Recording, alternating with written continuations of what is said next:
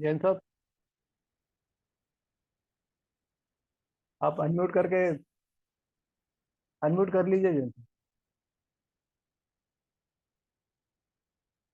फिर इसके बाद अब एक मिनट मेरे को बस। Yes, welcome Rajendra Sharma sir.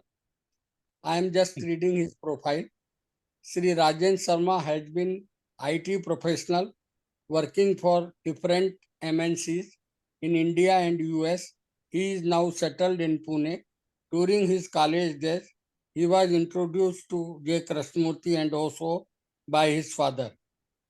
For Sri Sharma, listening to J. Krishnamurti at the JJ School of Arts, Mumbai and also in Pune simultaneously was like lighting the torch from both the ends. It created an insight where he was able to hear not only the word but also what was behind it. The limitations of logic and rational thinking was exposed to him, along with career in IT and the responsibilities of family. Sri Sharma has always been seeker of truth, set out to discover the answer to the fundamental questions of existence. New understanding comes up even today in his journey of self-knowledge. Please, Rajan Sharma, you can unmute and start speaking, please. Thank you, Sushilji, for giving me the opportunity to speak today. The topic of today is a drop of emptiness. Living in the outer world, one often has the feeling that I have not arrived yet, irrespective of the wealth and power that I have. We have the same feeling in the inner world also. I have yet to arrive. This feeling will depend on the spiritual parameters, the conditions, and the measurements that we have. Can we empty ourselves of this concept and see it as another form of becoming? The mind is chattering today, but tomorrow it will be silent. Today I am not being able to be attentive, but tomorrow I will. The self survives on the hope of tomorrow, on its own projections. Can it empty itself of all its projections and remain in the waters of the flow of the river of thought, not projecting a different shore and then struggling to reach it? In the emptying of the effort is the emptying of the self. The word empty is not the actual emptiness, but it is always good to observe how the self reacts to this word empty.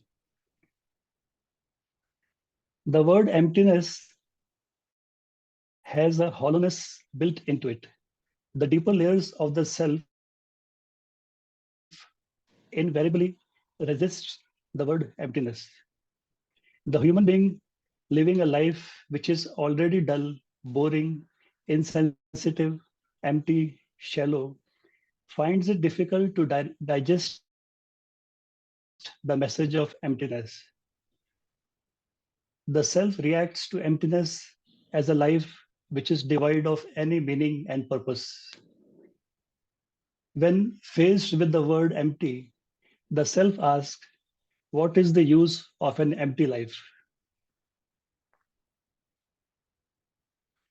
All the teachings which speak about fullness of life are more appealing to the self, but some empty. The content of living gives it meaning, a purpose, something to look forward to. The moment you use the word empty, and suddenly the purpose of living is lost.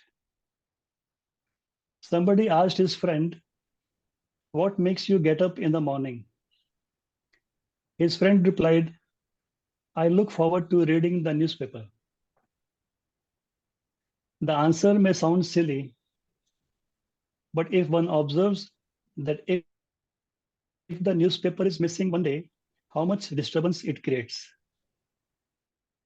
Even though many people have moved away from the newspaper to online news, we can see the vacuum it creates when we don't follow the news or when the news is not on the TV. English, being a poor language, is not capable of capturing the gray layers of emptiness, but it is expressed much better in Hindi, like the words khalipan,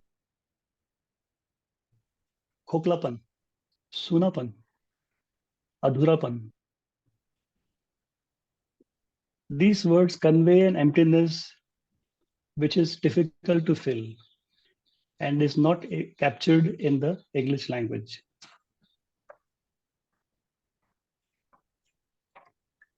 The self which is struggling with sorrow, distress, and depression fails to understand true emptiness. It is expecting happiness if it is empty of sorrow. The incomplete, empty life yearns for fulfillment, a sense of completeness. Are all our activities, the constant chattering of the mind, the always occupied mind, are they a yearning coming out of an emptiness which seeks fulfillment, completeness? Are all accumulations, whether psychological or physical, a reaction to fill it? We live with empty words without directly getting in touch with the essence of it. Even if we observe our house, we will find that it is stuffed with what is called clutter. So we have got the clutter of the mind and then the clutter in the house. All our drawers, wardrobes, and attic are full. If I open my wardrobe, I fear that clothes will fall out of it. The middle class has invented the bed with storage. Whatever cannot be stored anywhere else goes into the storage of the bed. If you have a bed without storage, then you should consider yourself rich, as you have the capability to throw things away. After opening all the stuff in the wardrobe and the hidden bed, you find that what you were searching was not there, it was somewhere else. The search continues till all the wardrobes and drawers are opened. There is a hidden or a mysterious law of 2080, which not only governs our wardrobe, but also many other aspects. The law of 2080 says that you will wear 20% of your clothes 80% of time, and 80% of clothes 20% of time. But still, we keep on accumulating. This rule of 2080 is applicable to organizations also.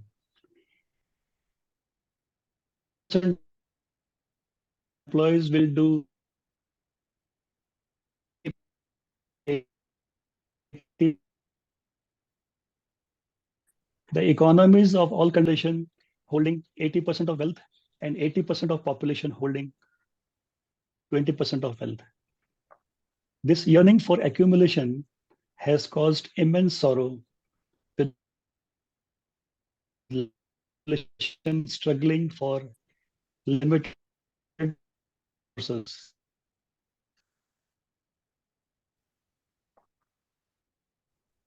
The students, let me do a practical exercise today, and that is to sit with your better half and declutter your house. If you make this attempt and try to empty the house of all that is not useful, you will come face to face with the difficulty of the task. It is not easy to empty the house. For every object that has to be thrown away, you will have to win the Mahabharata with your better half. To empty the psychological clutter is much more difficult. The message of K to completely empty the content of your consciousness is received by us who find it difficult to empty our wardrobes. An anonymous writer once said that most of the people who want immortality are the ones who don't know what to do with themselves during the weekend. We are ready to guide the world, ourselves we cannot guide. Observe yourself when you pick up a drawer. Each piece of clutter that you have collected is associated with some pleasurable memories. We have to observe how we are attached to our memories.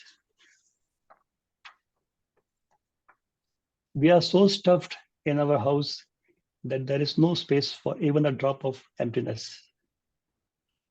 Why is emptiness so important? Have we misunderstood it? Have we missed the fullness, the wholeness of emptiness? Have we just taken the word in its literal sense? To be empty of the content also means to be empty of the content creator. The content includes the entity which is creating the content every moment.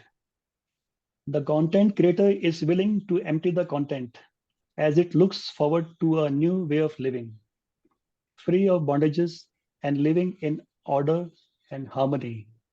But it does not understand that emptiness also means ending itself. The functional aspect remains, but the psychological aspect is emptied. If the content is emptied, but the content creator survives, then nothing is emptied. We are faced with the daunting task to be aware of the clutter. All the chattering going on, created not only by the inner forces, but also by the outer forces of social media and other influences. It seems to be an impossible task to take note of the never-ending stream of clutter floating in our inner space. What I would like to discuss today with my friends in this group is that can we conserve our energy and pay attention to the content creator? A lot of discussions have been made regarding thought and its activities. But thought has an emotional side also.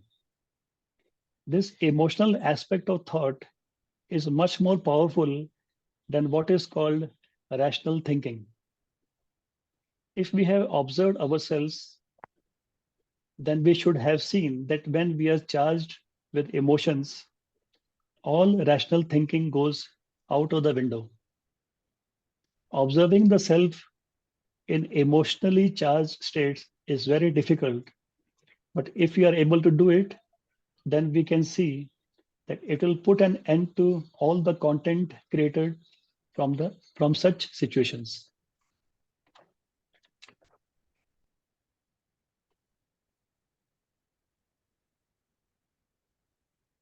Hence, it is necessary to pay attention to the content creator as he faces the daily challenges of life. This observation arrests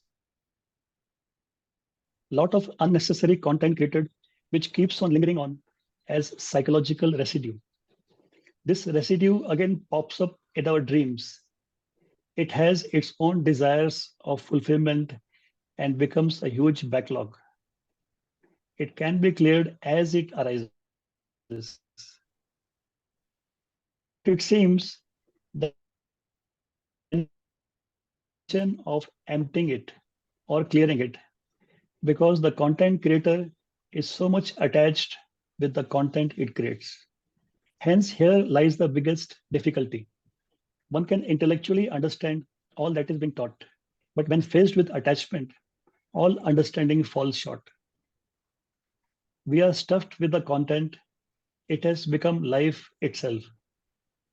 We don't know of any other way of living if the content and the creator ends. This unknown scenario creates a kind of fear, and hence we prefer clinging to the known, even if it has become a nightmare. Case is that if we see the danger of the content being alive, its separative, divisive movements, its corruption, selfishness, the fragmentation and conflict, the endless wars and suffering, then the very perception of danger will have its own action and free us from the bondage of this content. It seems that we are not able to see the danger of it, or the pursuit of pleasure does not allow us to see. It is time to wake up and see the danger, else we will be crushed under the wheels of time. Being empty of attachment, one is able to see the survival instincts of the organism and how it spills over to the psychological dimension. One is able to see the mechanism of desire and all its after effects of insecurity, fear, jealousy, etc. The emptying of identification is necessary and makes us free to observe. Without being empty of identification, the pursuit of pleasure never ends and keeps on creating the residue. As the content increases day by day, it becomes difficult to end it. The content becomes the me, and then the me wants the content to continue as it starts to derive pleasure out of it. Without the emptying of the content, including its creator, life goes on in patterns of circles of desire, which craves for fulfillment. It wants better, deeper experiences. As the very nature of desire is to move constantly without fulfilling, life becomes a tale of sorrow, which never finds fulfillment. Can we empty ourselves of this mechanism of desire? Needs are fine, but the moment we get trapped in the cycle of desire, we go on into an infinite loop of cause and effect. I could have ended the talk here, but any talk on emptiness cannot end without mentioning Buddha and few other teachers. Buddha says, when you empty yourself, you create space for your true self to emerge, free of all conditioning and programming. The self, as we understand the term, is in common parlance, is the temporary coming together of various constituents, but is otherwise essentially empty. What we see here is that if the separate self is empty, then what actually exists is the interconnected, interdependent phenomena. The separate self does not see it and declares itself to be independent. It is not able to see the interconnectedness and interdependence happening as what is, because it does not see itself to be empty. There's another great teacher, Lao Tzu. Lao Tzu says, empty yourself of everything, let the mind become still. The 10,000 things rise and fall while the self watches their return. They grow and flourish and then return back to the source. returning back to the source of stillness, which is the way of nature. The Bible says, to be filled with His power and shine His glory requires an emptying, a pouring out of ourselves to make room for Him. With this, I will end the talk and open it up for discussion. Thank you so much. Dubey sir will take now. Yep. Thank you, Mr. Sharma. I think you very nicely put it. Krishji used to use the word emptiness with quietness. He used to say that when the brain is completely quiet, it is empty. But for us, I think I'll put it this way, that it's very difficult to reach a stage where the brain is completely empty.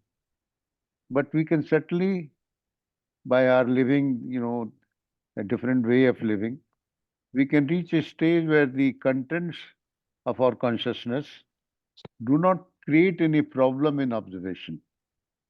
One is able to see things as they are. And as you mentioned, I think the Buddhists have a whole philosophy of shunyata, which they call, silence and all that.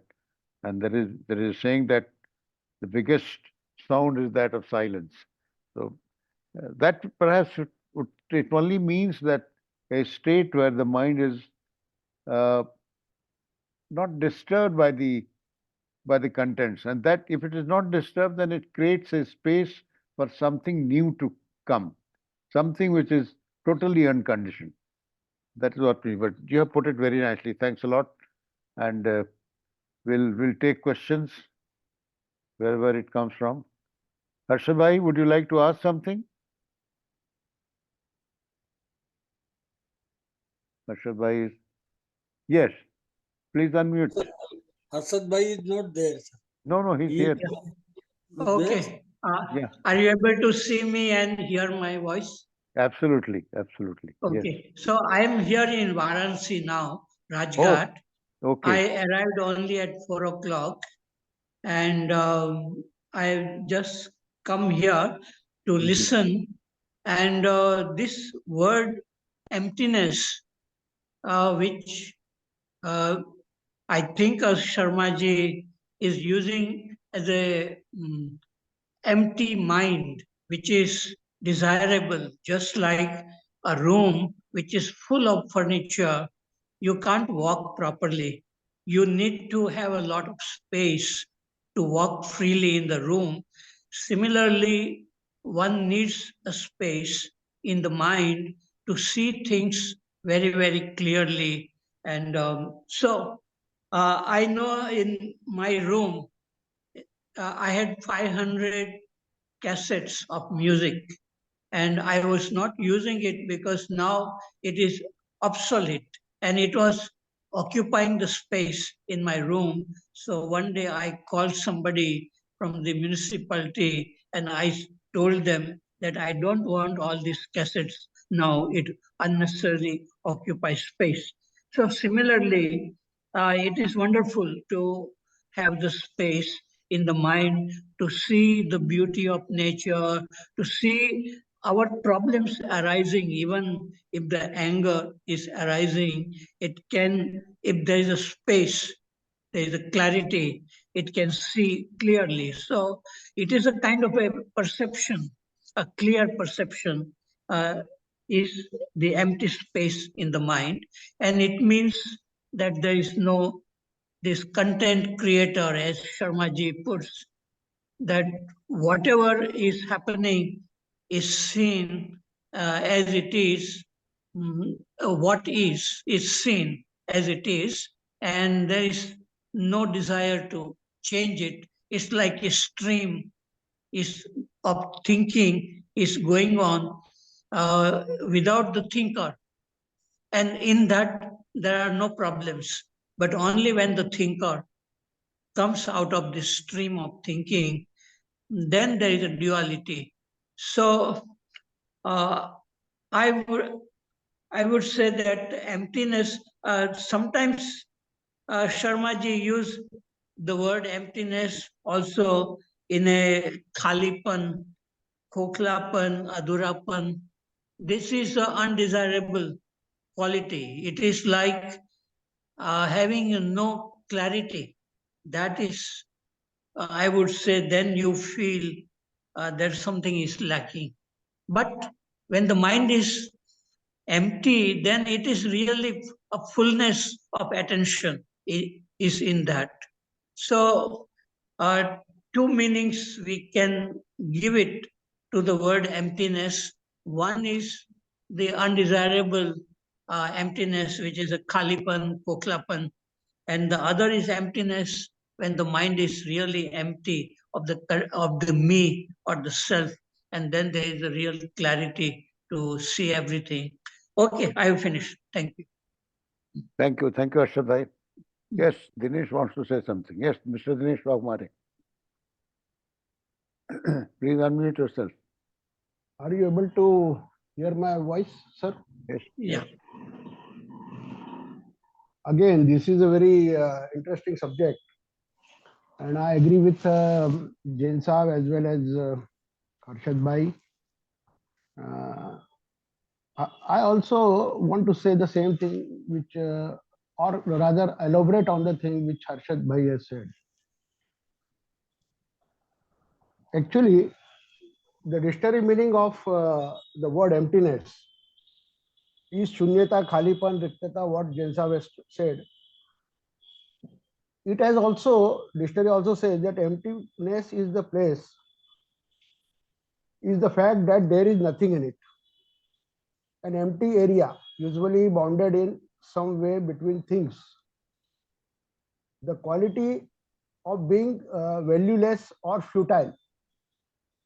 Similar word is void, or being without the usual or appropriate contents. Emptiness also means a sad feeling or having no emotion or purpose. We were talking of loneliness, so loneliness also covers in this. As a medical diagnosis, depression denotes a prolonged state of emotional emptiness. So, emptiness in general, what we talk in general language has two sides. One which Jain Saab has said, and other is what Harshad Parekh Saab has also added to it. Let us go further detail what JK has to say on it. In my views, in my understanding, there are two types of emptiness basically. One is superficial, which is in the horizontal plane, and another is beyond that. So, what JK has to say? This we are talking of right now is of superficial emptiness. When the brain is completely quiet, it is when the brain is completely quiet, it is empty. It is only through emptiness that anything can be perceived. You need space. You need emptiness to observe. To observe, I must have space between you and me, and then there is seeing. On the last Thursday, we have discussed that when I is there is fragmentation and there will be you and me. So here, what he is saying is basically a superficial emptiness he is talking, right? I must have space between you and me, and then there is a seeing. When the brain is completely quiet, empty, and that demands astonishing awareness, attention, that is the beginning of meditation. So here he is describing basically the quietness, which is the opposite polarity of the sound. One side there is a chattering of mind, another side there is a quietness. So here he is talking of quietness, which is a polarity, duality, and that is the opposite side of the sound. And this is, he said, once you have the quietness, then there is a starting of meditation, beginning of meditation. Further, what he says, then it can see, listen, observe. Then it will find out if there is something beyond the measure that man has made. To discover reality, out of meditation comes immense silence. Here he is talking of now immense silence or total silence, not cultivated silence, not the silence between the two thoughts, between two noises, but a silence that is unimaginable. The brain becomes extraordinarily quiet. When in this process of inquiry, when there is silence, there is a great perception. In this silence, there is emptiness, an emptiness that is the summation of all energy. Emptiness and total silence. In this, the total silence, there is a movement which is timeless, which is not measured by thought. Thought has no place in it whatsoever. Then there is something totally sacred, timeless. Further, when he discussed with the boys in a school, Ojai, in 1966, he said, if you have a motive for letting go, there is an emptiness, a vacuity. But if you let go because you understand seeing the thing very clearly, then out of that clarity is a totally different kind of action. It is not a vacuum. So here he said it is not a vacuum. Means he has described it in two types. There is a two types of silence he has or emptiness he has described. One is superficial, first quietness, and then which is the real silence or which is the beyond. Interestingly, even he has Jain Sahib has referred to the Buddhism. In Buddhism also there was a, after Buddha there was a non-clarity after some time, after some years, and then Nagarjuna has to come forward and give the clarity. So he has also described two types of basically this shunyata. The word we give importance to emptiness and all that because of Nagarjuna. Nagarjuna has come out with the theory of this emptiness. So now what Nagarjuna has to say? Nagarjuna says that there are two types of this truths. One is superficial or practical truth, and what he says, let me finish it in some 1 or 2 minutes. Everything that exists is ultimately empty of any intrinsic nature, but does exist conventionally. The conventional is necessary means for understanding the ultimate, and it is ultimate that makes the conventional possible. If you analyze them, means the practical things, then and do the destruction, then you will find nothing. Also, they follow rules of cause and effect. He is talking of this worldly things here. So they do not have their own intrinsic nature, means swabhav, means they do not have their own power or authority to exist, nor active individuality, because every effect produced by cause and effect and has its own and the cause has got its own cause, so all are dependent. So in a way they are empty, no actual self, and this emptiness is beyond description. This emptiness is also beyond description because they don't have any authority and they are just appearing because of something else. Hence the actual cause is avidya, ignorance here. So all world and its material is can be said as samvritti satya, means creation by the power or authority of avidya or ignorance. Now what is the paramartha satya, means total ultimate truth? This is beyond intellect and its field. It is free of all worldly affairs and beyond inauguration or concepts. This truth is beyond the polarities and it is also empty of in existence. Means there is no existence in it. Means you cannot find the essence, but you can see its effects, as this truth makes the world possible. Means here also he is talking, if we just compare with the JK, here also he is talking like that all in the silence there is the total energy available in it, what JK said. Or the last Thursday also we discussed this point, that there is a non-fragmented energy available. Means this shunyata is not actually shunyata, but this is actually possibilities of it is having the infinite possibilities. So there are basically, we can say that there are two truths in the terms of Nagarjuna, and JK is also hinting it. In one lecture, what today I have referred, he said that even this Depression and all that also he said that there is a emptiness and there is a loneliness in it.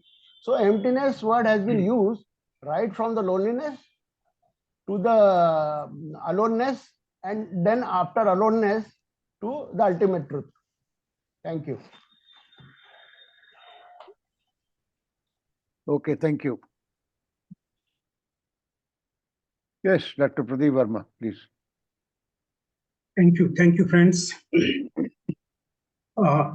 It's an interesting subject, no doubt. And Rajendra Ji and Harshad Bhai, and of course, Dinesh, they have covered it in a very elaborate manner. For me, I'll share with you what I have understood reading myself and certain books related to this word, because this word has emptiness has become increasingly important because we are stuffing ourselves to the extent of suffocation. You see, although to mention Krishnamurti, he said emptiness is fullness, wholeness. That is what he is very similar to what Shunya, it is complete. Shunya means whole. So, and this what relation it has is the dissipation of energy.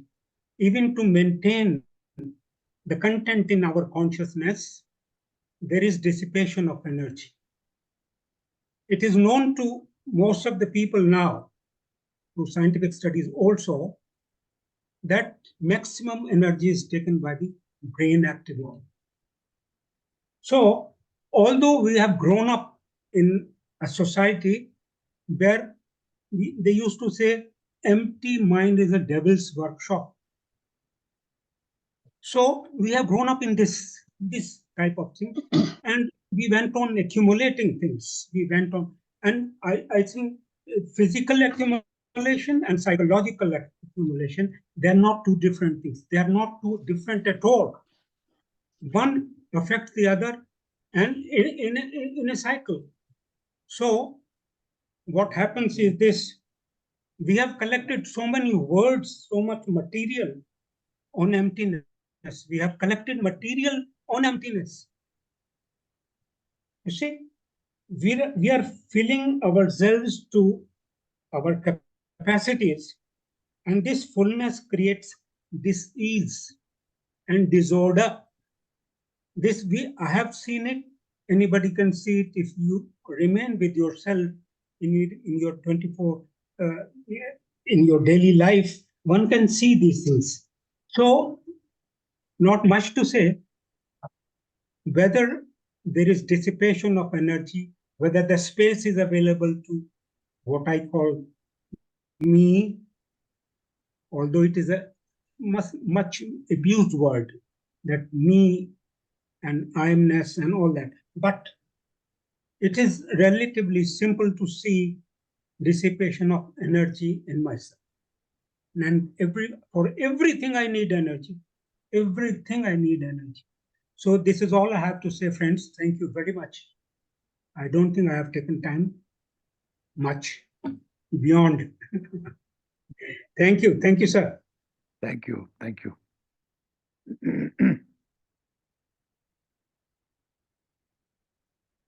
Sharma, do you want to make a comment on what people have said, or should we go to the next questioner? Yeah, I was trying to, the point that I was trying to make was elaborated by Waghmare ji and other speakers, that how the self has misunderstood the word empty. And then because it is already in sorrow, it says, what is emptiness? I am already there. So this message of emptiness has not been able to be conveyed to the masses. The masses or the normal human being is not interested in this emptiness. He's he's already complaining and says, "Don't. This message is not appealing to me." And because of this misunderstanding, he equates the word emptiness to a life which has no meaning. So somehow this misunderstanding has to be corrected, and the real meaning of emptiness has to be conveyed. This communication is not happening in so many talks, or whenever I meet in other groups.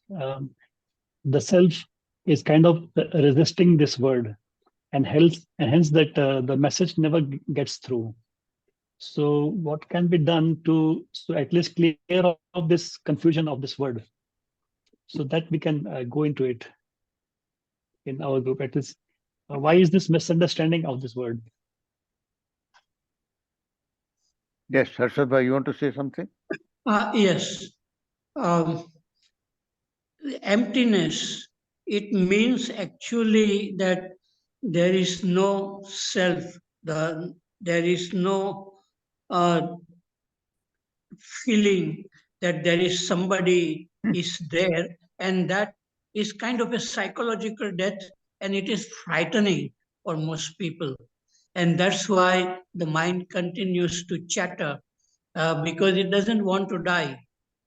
When it, so when it becomes silent, silence becomes kind of unbearable for most human beings.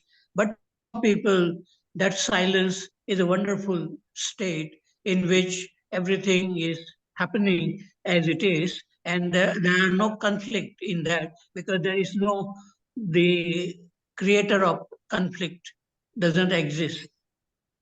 But I want to ask Sharmaji, why did you use the word drop of emptiness? Because it means that there is something, a drop, and there is a ocean, something. Is it related to that? And emptiness actually, even from quantum physics, the emptiness is not empty. There is tremendous amount of energy in what we call empty space, because all the electromagnetic waves which are transmitted by radio stations, television stations, they are spread over the whole space.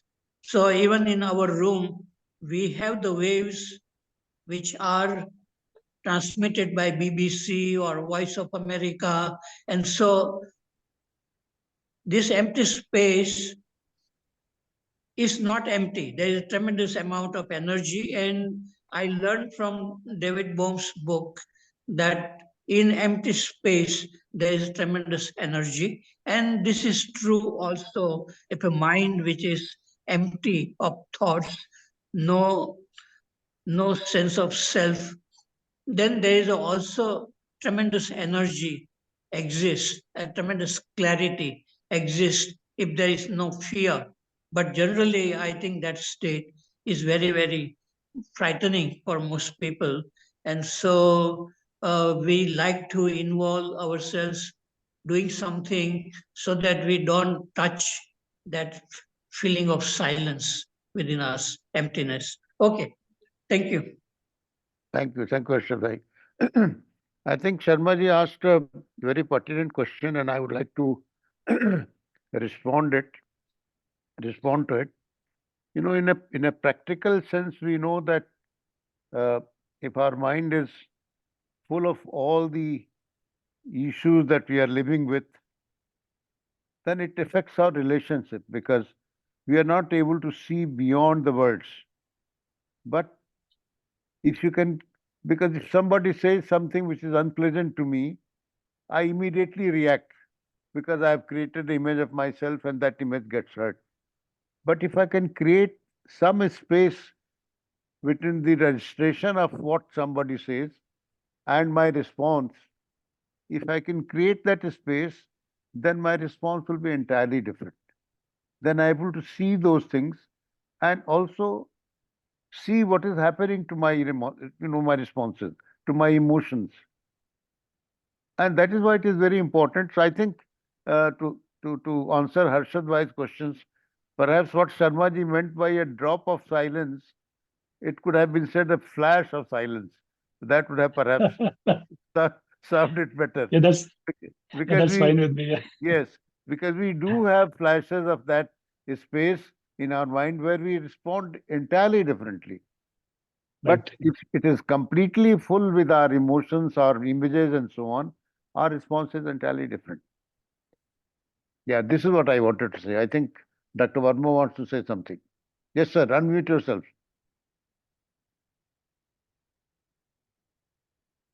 Unmute. Yeah. Yes. Uh, Not much, but because Harshad Bhai has just he said about it that space has a lot of energy. This is what JK also talked about. He wants us to have full energy, our fullest energy, complete energy available to see things as they are, Yes. to listen things as they are meant to be. So the entire energy is available to for each of these acts, which are very important in our life. You see, seeing is acting. Everything you see daily, this happens. Perception is action. So these two things require lot of energy. Properly, if you want to see it, diverting from your own diversions and focusing on something which is there right in front of your eyes, maybe optical or relationship.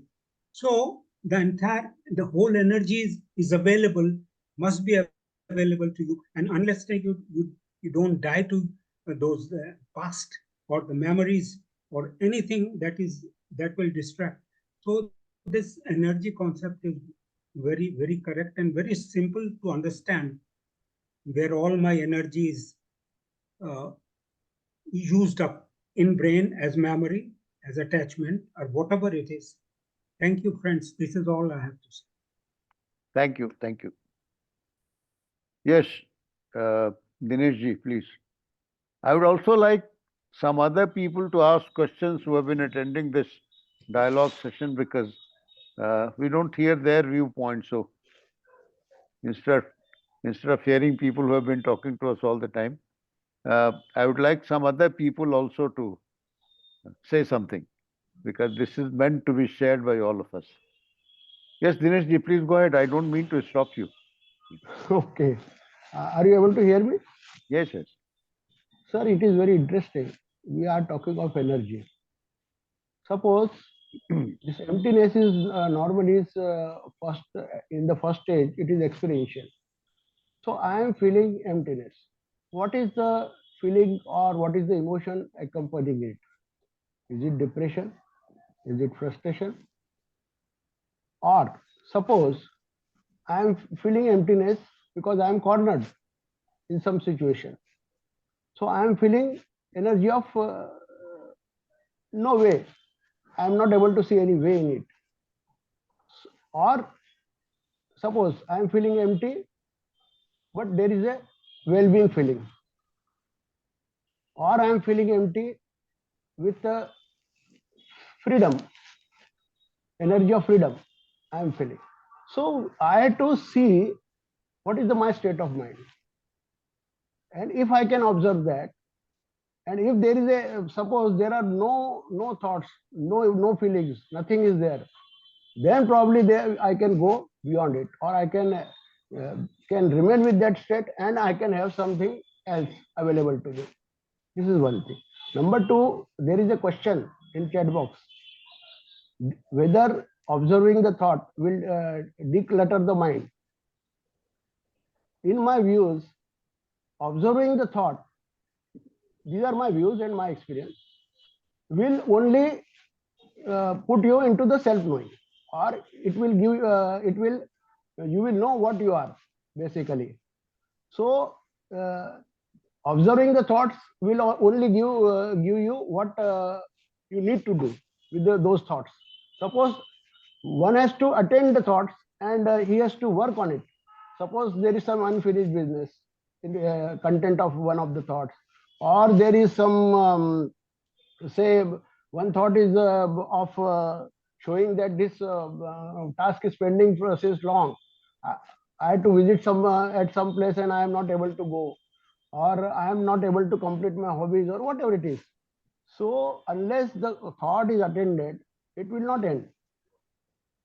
So decluttering of mind means again you have to raise to the wisdom level, and you have to by that level, attending that level, you will be in a position to see which thoughts are unnecessary, or which thoughts are frivolous, or which thoughts are need to be dropped simply as it is, of past your pleasure moments and all that. So simply observing will not declutter the mind. One has to work on it. That's what I feel. By the way, who is there in this Rajghat center? Who is asking the question? I think must be Shakti ji. Okay. Thank you. I think, Dinesh, one thing I would like to say, not that what you have said is something which is not right, but I think perhaps instead of calling it emptiness when I'm, kind of upset with something, I'll call it isolated. I feel isolated rather than empty. That would be a better way of explaining. Yes, Mr. Rajendran, please unmute yourself. Good evening, sir. Good evening. Thank you. Just see, suppose I move into a new house, so I immediately, so the empty rooms, it is empty rooms. I'm actually scared of empty rooms. So I stuff all the things, I unpack all the things I carry from my old home and fill up with all the rooms. If any room is any room is empty, I'm not comfortable. Even my visitors who comes to my house, they also say, why this room is empty. So immediately I purchase some things and again full of stuff, those things also.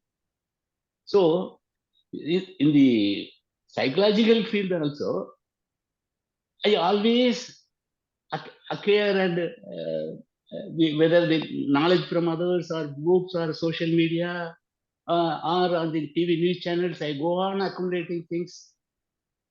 And when someone says something which I am not aware of that, then immediately I feel something inferior, and again I want to feel it, again always in the movement of acquiring knowledge and stuffing.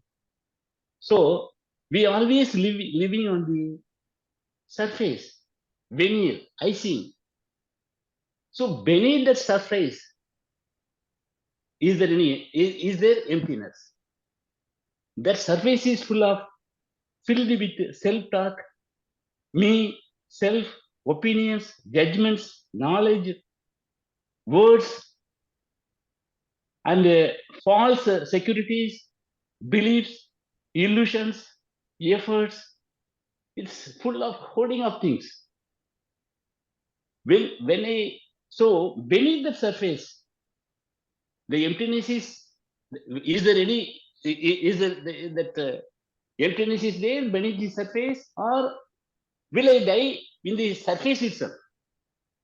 And looking for the again about emptiness also, again I acquire knowledge and again hold it in that surface. So below the surface, emptiness is there, which is spacious, which is stillness. Maybe in there only what is. So in the what is, there may be love and compassion. It may be in the emptiness, there may not be any emotions, but there will be love and compassion, which is above these our emotions, silly emotions, and all these things. So love and compassion will be there. So that is stillness, that is nothingness, that is spacious. The space contains everything. So there will be silence, or beyond silence, or it may be stillness. So when we are going to penetrate through the icing or the veneer or on the surface, how when we are going to reach that bottom? beneath that, not bottom, that is a wrong word, beneath the surface. When we are going to, when the penetration will happen. So whether it is nothingness, stillness, or whether that is it's a drop of ocean or the ocean itself. That is my question. Thank you. Thank you, Mr. Rajendra. I think it's important that we see what we are. That is all. I mean, whether it is uncluttered or full of clutter, I think it is important to see where we are, and without expecting any result, can we stay with that? That is what it means. Prasad Garu, would you like to say something, sir?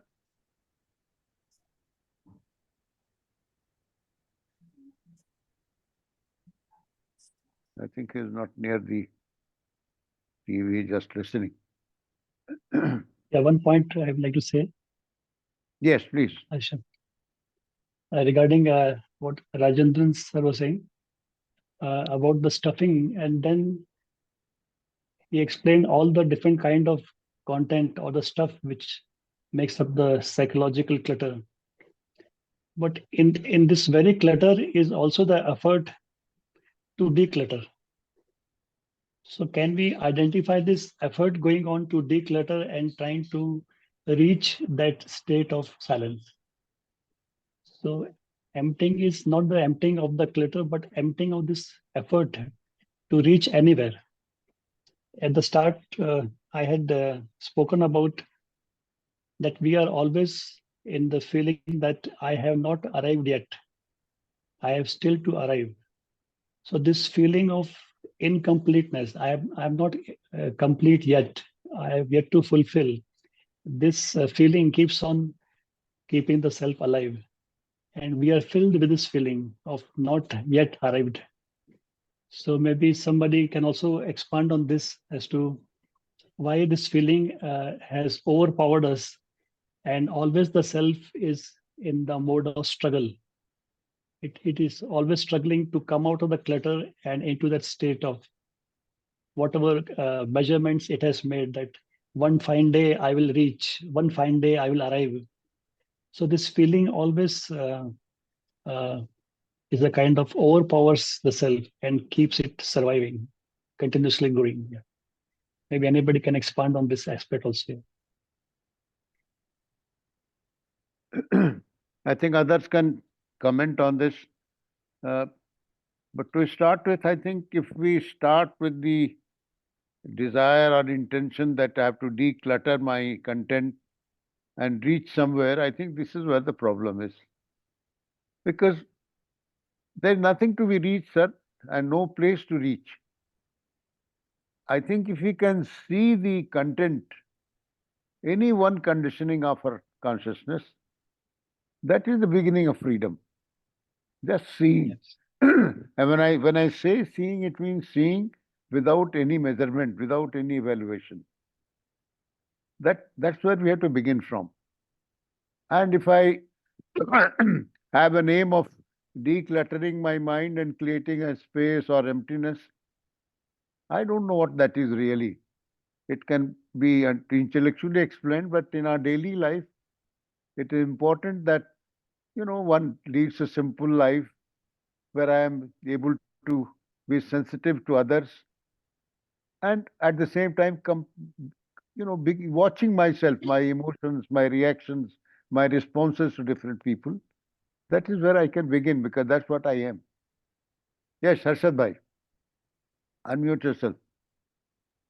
Yeah.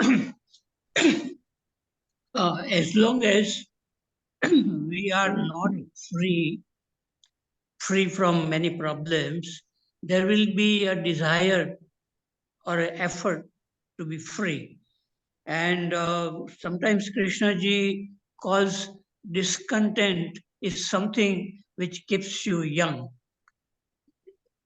That is something which is very strange. Krishna ji says discontent is necessary to keep you alert. So as long as we are discontented, there will be effort to be contented. That's what it seems to me, that as long as we are not free, if our mind is silent, there is nothing, it won't do anything. It is just observing itself.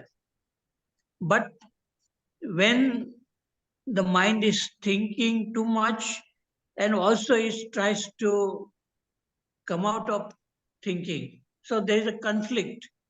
So we cannot really create empty space within our mind by effort, it seems to me, because that sense of I or me itself is a block. So only when there is a clear seeing without the thinker, without the sense of me, then there is only watching of what is.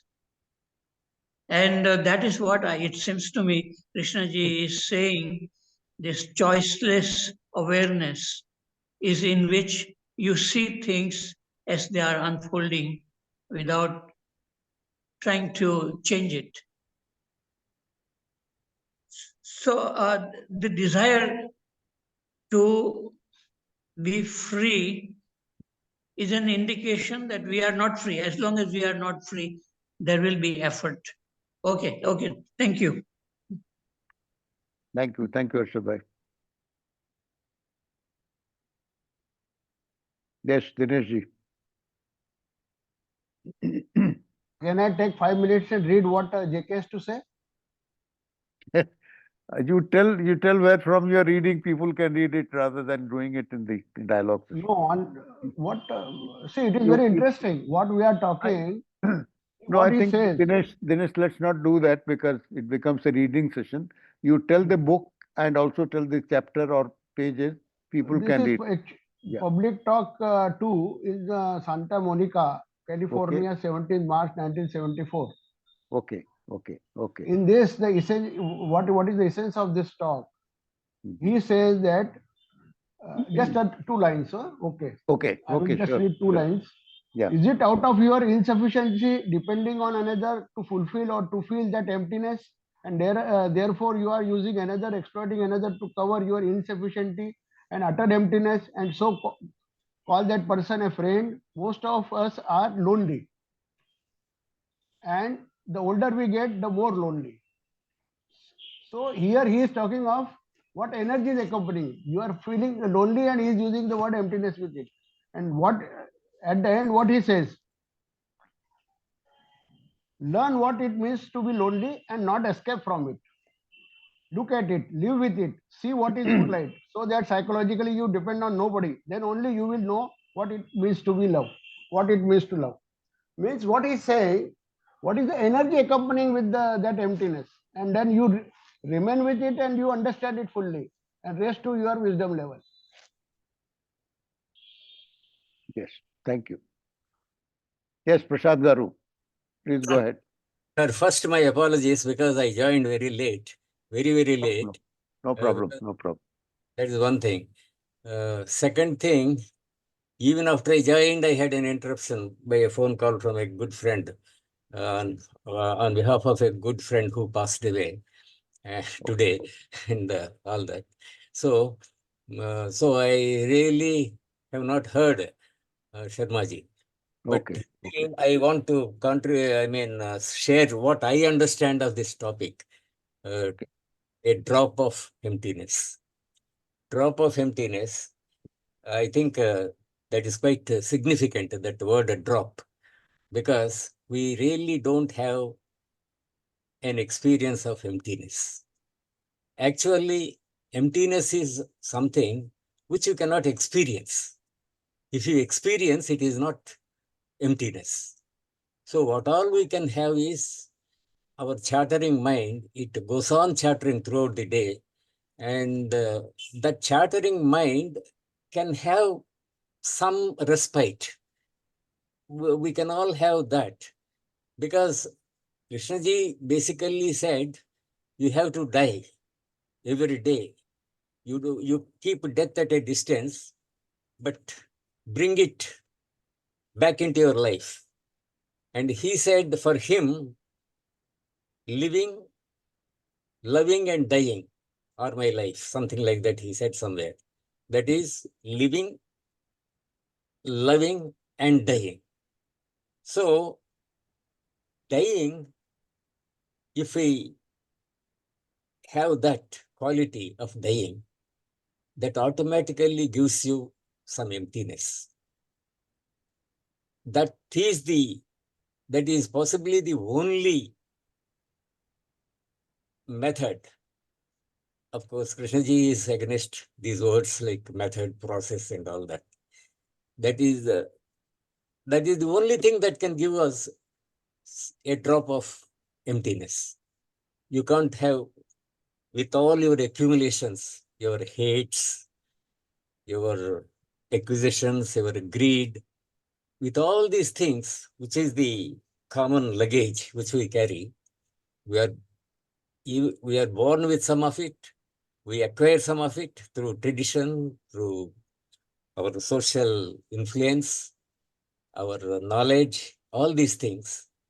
They give us that luggage.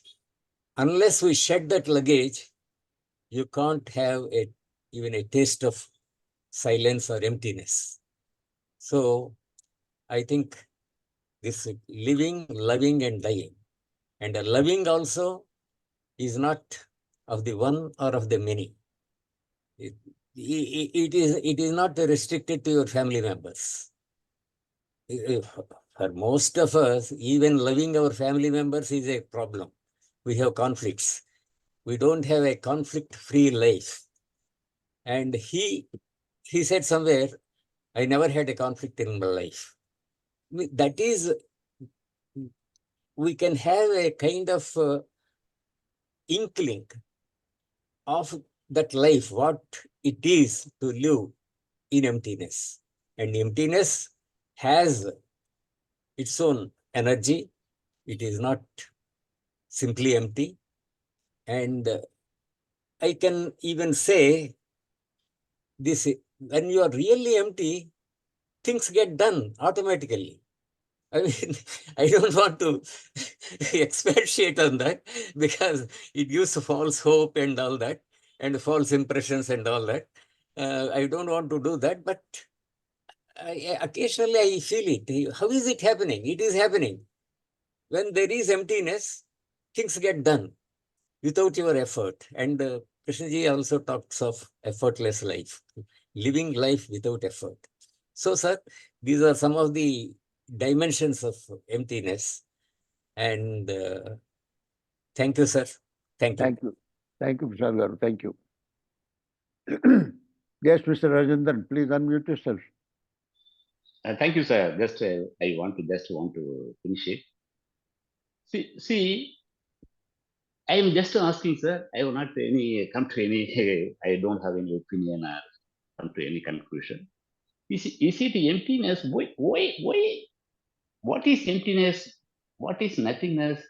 I do not know. For me, it looks like a distant horizon. Suppose I am standing in the beach, it looks like as if in the deep sea. The stillness is in the deep sea. But it is there in me always, beneath that surface. To reach there, what I have to do? So I don't know. So being comfortable with, I don't know. Being comfortable with that. Be always very restless and make all of efforts. We do not like that word. I don't know. So being comfortable with I know, with I don't know. Then that is, I'm just asking, doing nothing because there's no doer. Knowing nothing because there's no knower. And being nothing because there's no self. Whether that state, whether emptiness is that state, being nothing, doing nothing does not mean one has to be lazy. In Tamil, in South India, in Tamil there is a in old ancient times means after Buddha, during last 500 or 600 years, there is, yes, some saints were living. They are called Siddhas. So one Siddha has told, I am telling Tamil, Summa irupade sukham. That is, doing nothing is just a joy. And people misunderstood it. Why this Saint Siddha is promoting laziness? Because doing nothing, we understand as a laziness. And he told doing nothing is a joy. But we always make efforts to reach that, as Rajendra Sharma pointed out. This dangerous thing is make nothing, make some effort to reach that stage, to penetrate the outer surface and see the thing that is nothingness beneath the surface. Thank you, sir. Thank you, Mr. Rajendra. Yes, Dr. Pradeep Verma. Just two sentences. Rajendra ji was talking about the surface, the superficial surface, and beneath that, there is that love and compassion and that whatever a number of things he talked about beneath that or behind that. So that is as if we know about it, that behind that surface there is that is one thing. Then Sharma ji also talked about this thing that we all feel that we have not yet arrived as yet. So arriving means, again, you're introducing now psychological time here straight. We are in time phase now. The time and hope, automatically there is a hope that sometime this will happen. Do we know if this happens? Do we have cognition about that right in the at present? That is that now this is that. So these two things are there related to hope and time. And another one is I do not know. He says, Rajendra ji said, I do not be with the I do not know. But then we say what we know most of the time, or apparently we know. Thank you very much. Thank you.